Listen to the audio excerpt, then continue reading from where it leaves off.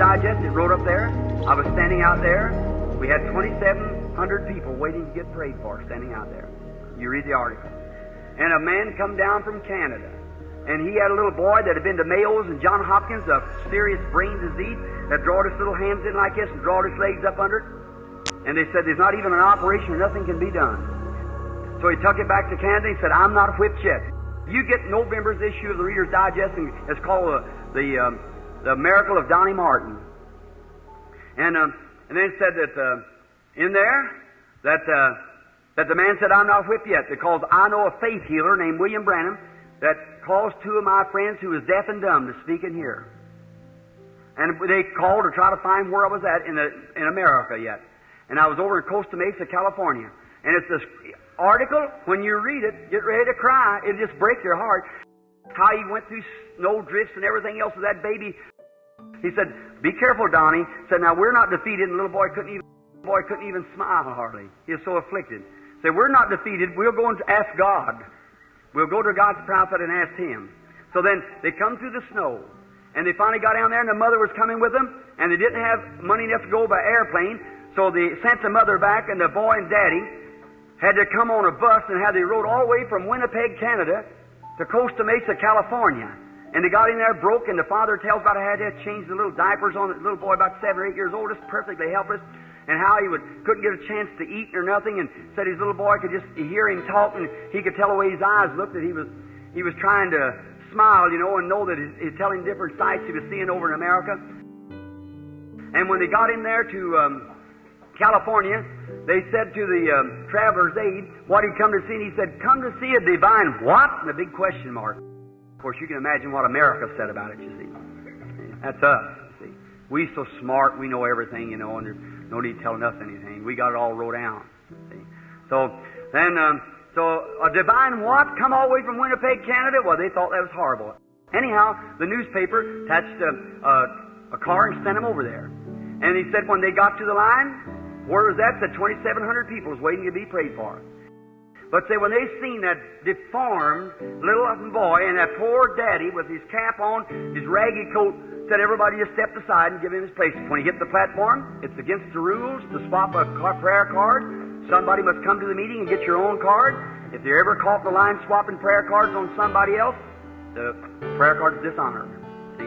Because you must come hear the instructions and know how to receive it. It's up to you. You can't get it for someone else. You have to come get it yourself. So you hear some big person set up, well, I don't believe much in this thing, but maybe if He heal me, see.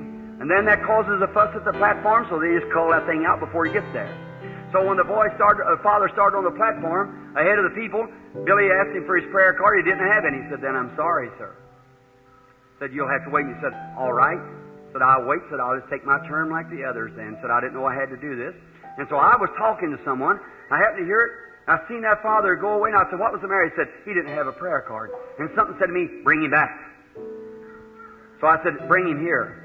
And the father come up, and the tears running down his face, needing shaving.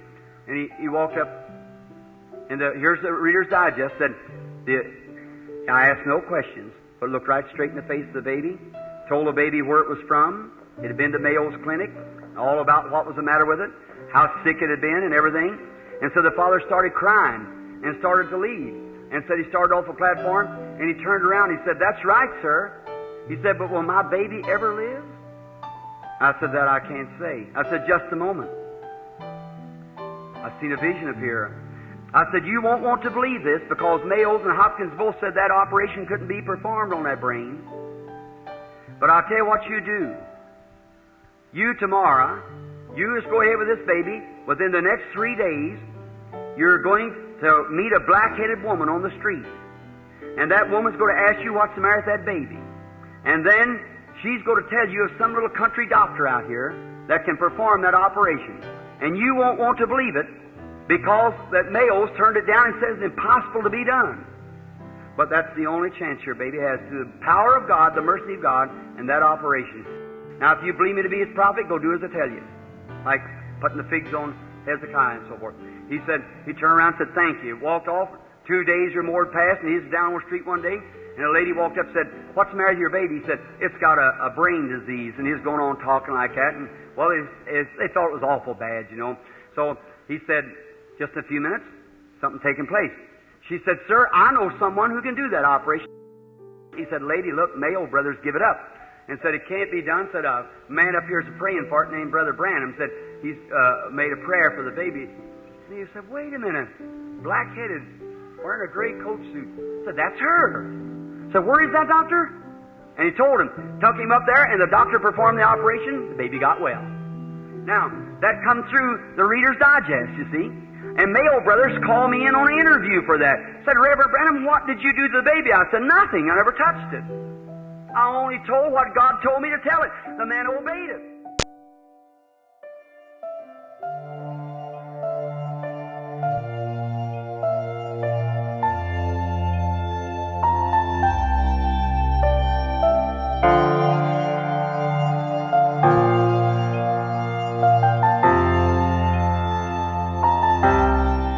Papai, esse é o meu amigão, companheiro de tudo. Feliz Dia dos Pais.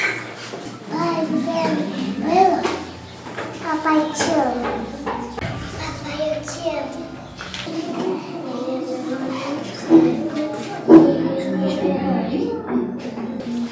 Papai, você é o herói de todos. Eu amo o seu muito. Beijo.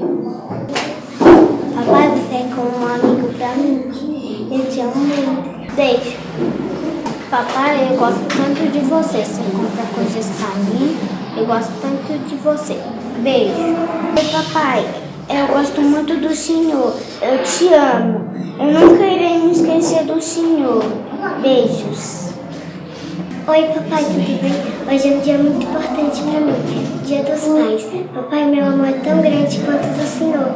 Ah, não se esqueça do Benício, meu irmão do coração. Você é um diamante que brilha no meu coração. Feliz Dia dos Pais. Papai, feliz Dia dos Pais. Eu amo você. Você é a rosa que mora no meu coração. Obrigado pelo apoio que você me deu esses dias que você estava me ajudando no dever de casa. Pai, você é meu melhor amigo. Você é meu melhor pai. E eu nunca vou esquecer de você. Você sempre vai ser o melhor pai do mundo. Feliz Dia dos Pais. Meu pai não queria legal para mim. Papai, te amo. Amo muito.